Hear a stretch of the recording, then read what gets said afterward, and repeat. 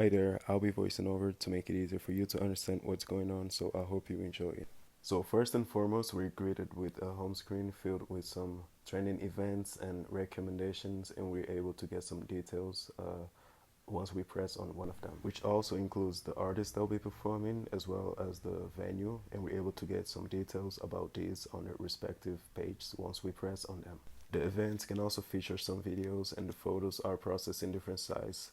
For instance, when used in a small card, a smaller size will be used so it doesn't take up so much data from the user. This is showcasing how sharing will be working, so once pressed on the link, the app opens and the user is taken directly to the event details screen, and same goes for the artists and the venue screens. And moving on to the explore screens, we have some recent events we pressed on and we can filter them by category. We also have a map explorer that we can explore some venues around us and filter them so only the ones with upcoming events are shown. The users can also look up for upcoming events using the calendar. And last but not least, text search can also be performed, and we can have three outcomes: the artist, the event, or the venues, depending on the matches. Back to the home screen, we have the notification tab. We can open one of them to see the details, and we can also open the drawer navigator and access the settings, and we can be able to change some details about the users, see the transactions, and do some other stuffs. The user also has access to the favorite screen containing three tabs for the artist, the events, and the venues respectively. Here we can find the tickets we've bought previously with some information about the event, the QR code to be presented at the entrance, and if we press on the eye icon, we're able to see some more details about the purchase. Artists and event promoters will have this option available to them so they can edit the details on their public page. The goal here is to create a small community with each event bringing together the artists, the promoters, and the people that will be attending.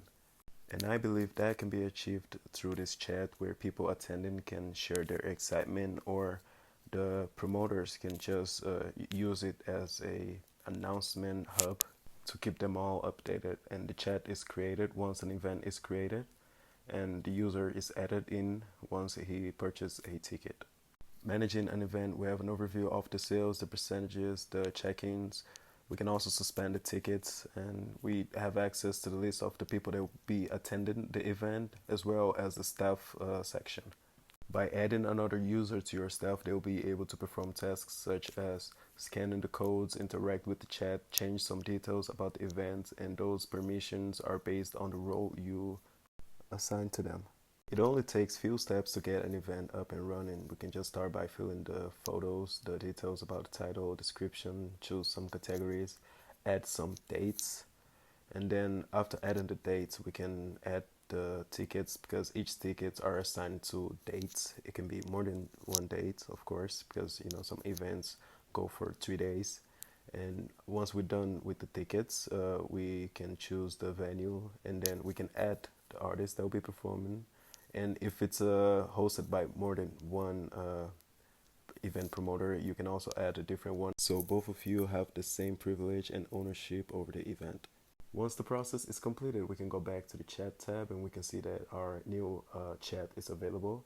And we can tweak some options in order to allow the users and artists to be able to type and send attachments. We'll also find our new event on my event screen with some details under the overview section. I think this is clean by now. Of course, no one has bought it.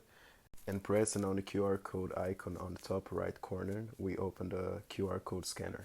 And here we can see a new user that goes by Jojo signing up, and after refreshing the home screen, our new event is there for him. We can also see that he has no open chats and notifications.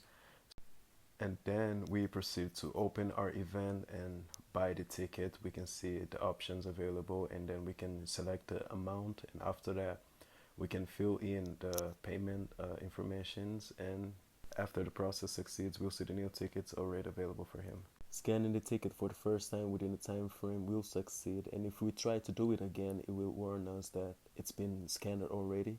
So if the person wants to leave, you can switch to the exiting option and then scan it. It'll be all good when the person tries to come back.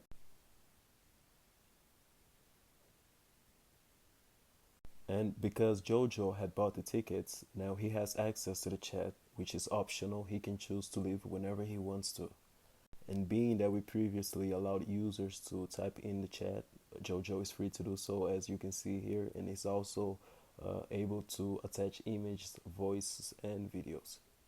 For videos and images, you could either launch the camera or pick one up from the gallery.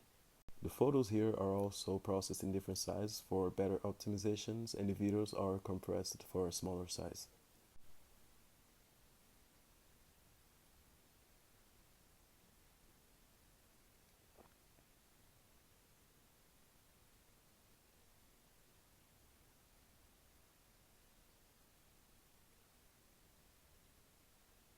And with the event host logged in our current phone, of course we have access to the chat, and once we get there, we'll see the new message from Jojo. I hope you enjoyed this walkthrough, and hopefully we'll be in touch soon.